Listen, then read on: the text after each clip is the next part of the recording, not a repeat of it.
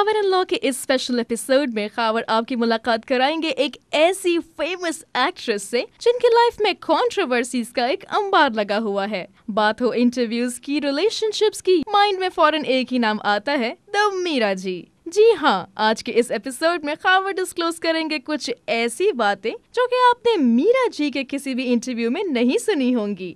बात हो उनकी कंट्रोवर्सीज की, शादी की और एक बहुत ही स्पेशल किस्म की सरप्राइज गेस्ट अपीयरेंस। तो ऐसे में जाना कहाँ, स्टिक अराउंड और देखते रहिए कि आगे आगे होता है क्या।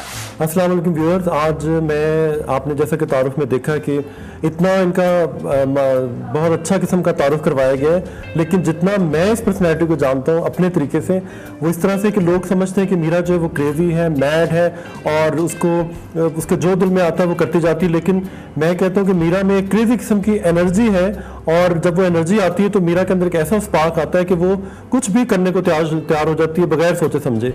और I think she is very talented और उनके टैलेंट को दुनिया ने माना है। मेरे सामने मेरी बहुत अच्छी दोस्त और मेरे स्ट्रगल के ज़माने से मेरा साथ देने वाली, जब मैं एज अ फोटोग्राफर अपने आप को मनवाने की कोशिश कर रहा था तो इन्होंने मेरा काफ़ी साथ दिया और मेरे साथ बहुत ही क्रेजी किस्म के शूट्स किए जिसका हम जिक्र बाद में करेंगे। तो आज हम मिलते हैं मीरा से। अस्सलाम वालेकुम मीरा। अस्सलाम वालेकुम खावर भाई। I am so glad you are here.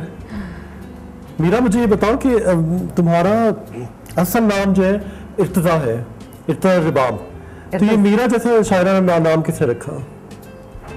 असल नाम है इर्तज़ा रुबाब। हाँ। आपने थोड़ा सा मीरा नाम मतलब I like your name honestly speaking, बहुत अच्छा नाम। जावेद शेख साहब ने जावेद शेख साहब ने रखा था। अच्छा, लेकिन आपको इंट्रोड्यूस शायद जरार रिजवी साहब ने करवाया था फिल्म इंडस्ट्री में।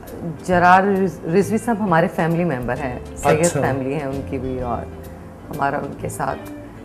लेकिन उन्होंने मुझे इसलिए कि वो घर में उनका आना जाना था तो वो अक्सर मुझे शूट्स के लिए कहते थे। तो मैं बहुत छोटी थी और लेकिन रिजल्ट्स बहुत अच्छे आते थे। मतलब लोग कहते थे मीरा बहुत फोटोजेनिक है। हाँ, बहुत फोटोजेनिक है। मैं बल्कि एज अ फोटोग्राफर हमेशा कहता था कि पाकिस्तान में दो औरतें बहुत फोटोजेनिक है, एक आमना हक और दूसरी मीरा। और मैंने काफ़ी ज़्यादा आपके साथ शूट भी किए और मेरा घर में तुमने मेरा काफ़ी साथ दिया उन दिनों में। और तुम्हें कुछ वाक़यात याद है कि हम एक दफ़ा किस तरह से मैं तुम्हारे घर आया, तुमने कहा मेरे घर आ जाओ, कोई शूट रखो, और हम गाड़ी बड़ी वाली छोड़ के एक वैन में तुम बैठी और तुमने कहा मैं ड्राइव करूँगी, और फिर नंगे पाँव ड्राइव करते करते कसूर वाली साइड पर चले गए हम किसी पहाड़ी इलाके में, और वहाँ पर हम शूट कर रहे थे तो अचानक कोई डाकू आ गए। और फिर उसके बाद ये हुआ कि मीरा ने कहा तुम फिक्र ना करो, तुम गाड़ी में बैठो मैं भगाती हूँ। इसने यूँ गाड़ी टर्न की और गाड़ी भगाते भगाते अचानक हम एक बस्ती में चले गए और अचानक मीरा को भूख लगी। तो मैंने कहा अब तुम कहाँ से, यहाँ तो कुछ दुकान भी नहीं, कहाँ से खाओगी? तो कहने लगी कि मैं तुम फिक्र ना करो। तो देखते देखते अचानक मीरा गायब हो गई। तो पता चला कि जी मीरा वहाँ पर एक बस्ती में कोई खैमे लगे हुए थे पठानों के, तो वहाँ कोई औरतों की एरिया में घुस गई और थोड़ी देर में जी एक हाथ में रोटी थी और दूसरे हाथ में मिर्चें थी और वो औरतें इसकी फैन बन के इसके इर्द फिर रही। और हमने इसी तरह पूरा शूट किया और हंसते हंसते वापस घर आए वो, और रिजल्ट आया उसके, और आई थिंक वो शूट बहुत हिट गया था। अच्छा, आपने ये कहा कि मैंने आपका साथ दिया। अगर मैं ये कहूँ कि आप मेरे लिए एक इंस्पिरेशन थे और आपके फ़ोटोशूट्स ने मुझे बहुत मेरे कैरियर में बहुत मेरी मदद की, और जो मेरी ज़िंदगी के बेस्ट शूट्स थे वो आपके थे। और अगर मैं ये कहूँ कि आप मेरे उस्ताद, और मैं हमेशा आपको नहीं, हमेशा हमने दोस्त बन के काम किया। नहीं, दोस्त बन के ज़रूर काम किया, लेकिन हमने एक दूसरे को सपोर्ट किया है। अच्छा, मुझे क्यों लगता था हमेशा से कि मीरा के अंदर एक्ट्रेस से ज़्यादा एक मॉडल छुपी हुई। तुम एक कैमरामैन को रुकने नहीं देती और हमेशा यूं घर पे पोज करती जाती थी। मतलब तुम्हारे अंदर ये क्या बचपन से क्रेज था क्या? तुम फ्रॉम द डे वन मतलब तुम एक्ट्रेस बनना चाहती थी, मॉडल बनना चाहती थी, बनना क्या चाहती थी? मतलब एक क्या बनना चाहती थी? बचपन में ख्वाब होते ना कि या तो मैं डॉक्टर बनूंगी, पायलट बनूंगी, या मैं कुछ भी बन जाऊंगी। तुम्हारे क्या ख्वाब थे?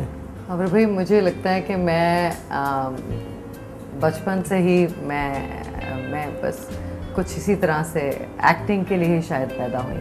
क्या घर में एक्टिंग करती रहती थी? नहीं, घर में नहीं, लेकिन मुझे ऐसा लगता है कि मेरा ये गॉड गिफ्टेड, ये अल्लाह ताला की तरफ से है कुछ।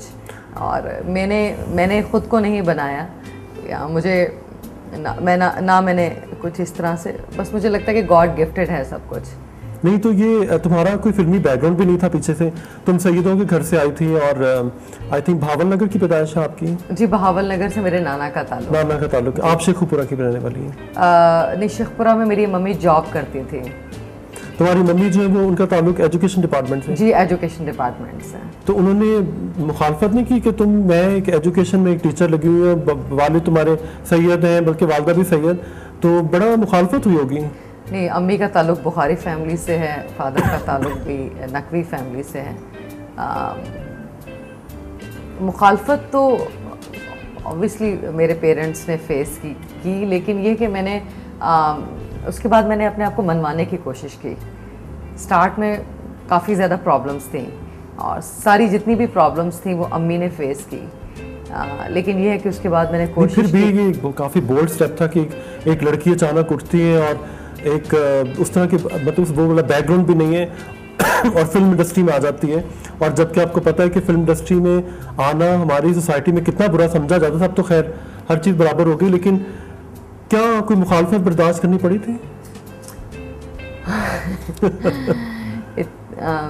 मैं आजकल ये सोच रही हूँ कि मैं अपनी ना किताब लिखूंगी। अच्छा। अपनी बायोग्राफी, तो मैं सारी डिटेल्स जो हैं, जिस तरह से मेरा सफ़र रहा, और वो सारी डिटेल्स लिखूंगी अपनी बुक। उसकी कुछ डिटेल हमें भी तो बताओ कि हाँ, कैसे खबर भाई मुश्किल तो थी, इसलिए कि मेरी फैमिली थी बहुत स्ट्रिक्ट किस्म की फैमिली थी।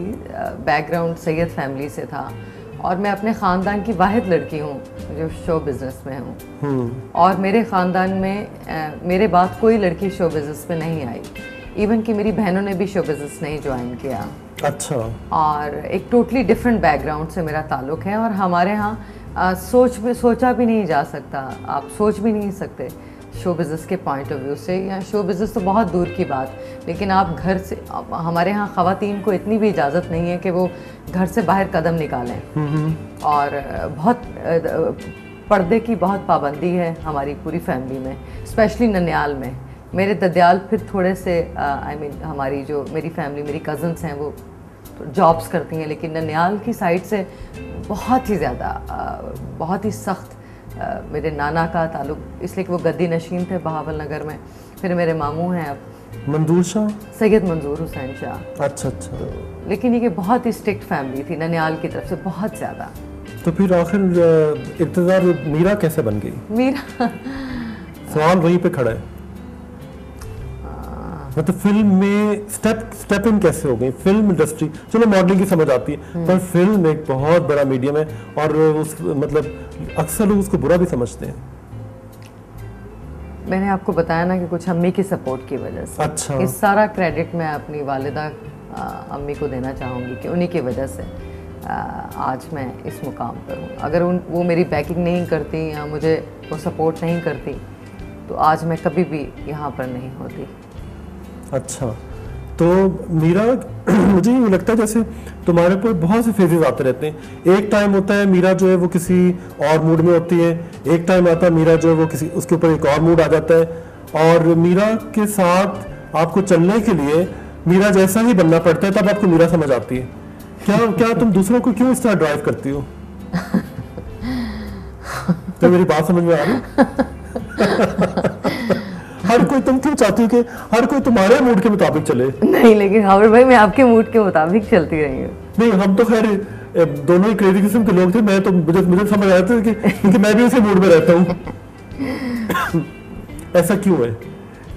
मीरा इतनी हाइपर क्यों रहती है? मीरा एक टाइम पे बड़ी खुश है, मीरा का मूड नहीं तो मीरा आपको कहीं नजर नहीं आएगी, और अचानक पता चलेगा मीरा जी नंगे पाँव की बाजार में जब घुस के शॉपिंग कर रही है, बालों पे तेल लगा हुआ है, और पता ही नहीं कि वो मीरा है, बल्कि मीरा अपने को पहचाने नहीं जा रही। मतलब मीरा ने कभी अपने आप को कभी फेक नहीं रखा, मतलब यू आर नॉट फेक। चाहे वो मीरा गलती भी कर रही है तो वो गलती कर जाएगी, चाहे वो लोग उसका बाद में मजाक भी उड़ाते रहे, चाहे ब्लंडर हो जाए, लेकिन मीरा ने वो करना जो उसके दिल में आता है। ऐसे ही खबर भाई, अब तो मैं थोड़ी सी गलतियों की गुंजाइश जो है ना, अब मैं थोड़ा सा सीरियस ले रही हूँ लाइफ को, और सोच समझ के कदम उठाने की कोशिश। तुम समझती कि तुमने गलतियाँ की हैं? कुछ गलतियाँ भी की हैं? हाँ, गलतियाँ की। अच्छा। सबक भी बहुत सीखा। अच्छा, तो उस सबक ने क्या सिखाया फिर? कि दोबारा उस तरह की गलती नहीं करूँ, दोबारा से उस तरह से नहीं करूँ। अच्छा अच्छा, तुमने इंडिया की तरफ कैसे रुख किया? तुमने इंडिया मतलब अच्छी भली यहाँ पे कामयाब हीरोइन, बड़ी हीरोइन, ठीक है,